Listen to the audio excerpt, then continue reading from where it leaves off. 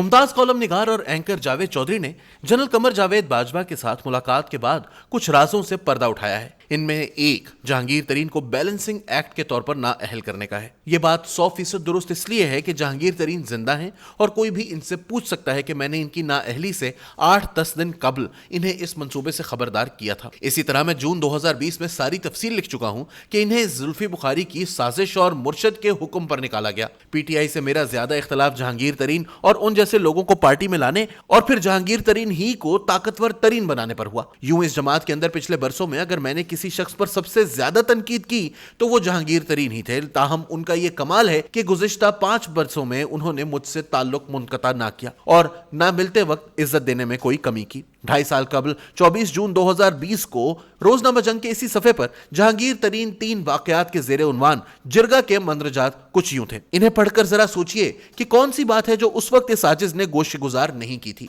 मुस्लिम league नून की हुकूमत के आखिरी दिनों में commander southern command lieutenant general retired Hashim Salim Bajwa ने कोयटा में सीपेक के हवाले से कॉन्फ्रेंस का एहतमाम किया था, जिसमें army chief general Qamar Javed Bajwa और कई सियासी रहनुमाओं को भी दावत दी गई थी। मैं भी इसमें बतौर मुकर्रर मदऊ था, लेकिन इन दिनों काबुल में था। वक्त इतना कम था कि मैं अगर इस्लामाबाद बजरिया हवाई जहाज आता तो कोयटा बर वक्त कॉन्फ्रेंस के लिए नहीं पहुंच सकता था। दूसरी तरफ आसिम बाजवा की ताकीद ऐसी थी कि इनकार भी मुमकिन नहीं था। चुनाचे मैं कंधार तक हवाई जहाज में और वहां से बजरिया सड़क बरास्ता चमन कोयटा पहुंचा। रात को आसिम सलीम बाजवा के इशाइये में army chief general Qamar Javed Bajwa, Jahangir तरीन और कई दीगर सियासी रहनुमा भी शरीक थे। मेरे कंधार से बजरिया सड़क कोयटा आने के एडवेंचर का आर्मी चीफ को भी इल्म था। उन्होंने मुझसे कहा कि साफी, सुना है आपने बड़ा एडवेंचर किया है। मैंने जवाब में अर्ज किया कि सर, कंधार से कोयटा के लिए फ्लाइट है नहीं और मैं कोई इमरान खान नहीं कि जहांगीर तरीन के स्पेशल जहाज में आता। इस पर साथ खड़े जहांगीर तरीन ने जवाब दिया कि मेरा जहाज आपके लिए भी हर वक्त हाजिर है। मैंने इनसे अर्ज किया कि मुस्तकबिल का हुक्मरान समझकर इस महफिल में लोग आपके आगे पीछे हो रहे हैं, लेकिन मेरा अंदाजा तो यह है कि बैलेंस करने के लिए आपको कुर्बानी का बकरा बनाया जा रहा है और आपके प्यारे लीडर भी ऑन बोर्ड नजर आते हैं। वो नहीं मान रहे थे और कह रहे थे कि साफी भाई, आप खामोखा इमरान खान साहब के बारे में बदगुमान हैं। खान साहब अपनी नाअहली गवारा कर लेंगे लेकिन मेरी नहीं करेंगे। बहरहाल नाअहली के बाद जब हमारी मुलाकात हुई तो कोयटा की महफिल का जिक्र आया।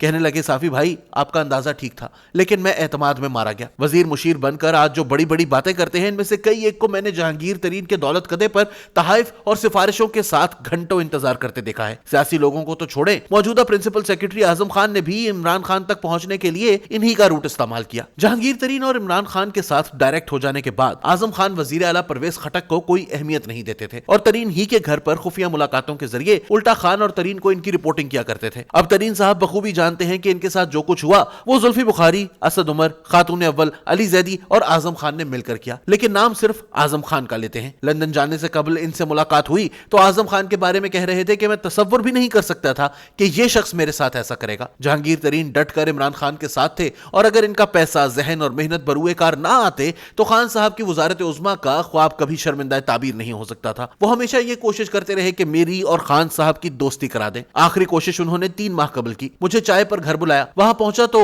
वजीर खजाना हफीज शेख भी मौजूद थे। गुफ्तगू तरीन साहब ने शुरू की, लेकिन फिर मुसलसल वजीर खजाना बोलते रहे। हफीज शेख का कहना था कि सलीम साहब, आप और खान जैसे लोगों की दोस्ती मुल्क की जरूरत है। मैं जवाबन अर्ज करता रहा कि मेरी खान साहब से दुश्मनी है और ना दोस्ती। वो अगर इंटरव्यू देना चाहें तो मैं एक सहाफी की हैसियत से कल उनकी खिदमत में हाजिर हो जाऊंगा, लेकिन दोस्ती इसलिए नहीं हो सकती कि मेरी इनके बारे में राय इससे यकसर उलट है जो आप जैसे लोगों की है। मैं तनकीद छोड़ नहीं सकता और वो तनकीद बर्दाश्त नहीं कर सकते। हफीज शेख साहब ने बहुत तंग किया तो मैंने जान छुड़ाने के लिए अर्ज किया कि शेख साहब, पहले तो आप वजीर आजम और जहांगीर तरीन की सुलह कराएं, फिर मेरी सुलह की फिक्र करें। शेख साहब ने कहा कि ये सब आप मीडिया वालों की अफवाहें हैं। वजीर आजम और तरीन साहब आज भी उसी तरह करीब हैं जैसे पहले थे। इस दौरान जहांगीर तरीन ने मुदाखलत की और कहा कि मेरी तो खान साहब से सुलह है और हम अभी वजीर आजम हाउस में इनसे मिलकर आए हैं। मैंने अर्ज किया कि बेशक आप मिलकर आए होंगे, लेकिन मेरे अंदाजे के मुताबिक अब आपकी जरूरत खत्म हो गई है और आपसे जान छुड़ाने की कोशिशों का आगाज हो चुका है। गुज़िश्ता रोज जहांगीर तरीन से फोन पर बात हुई। मैंने अज़राह मजाक इनसे कहा कि आप तो मेरी सुलह करा रहे थे, लेकिन खुद इमरान खान की हुकूमत में मुल्क छोड़ने पर मजबूर हुए। वो हंस दिए और चुप रहे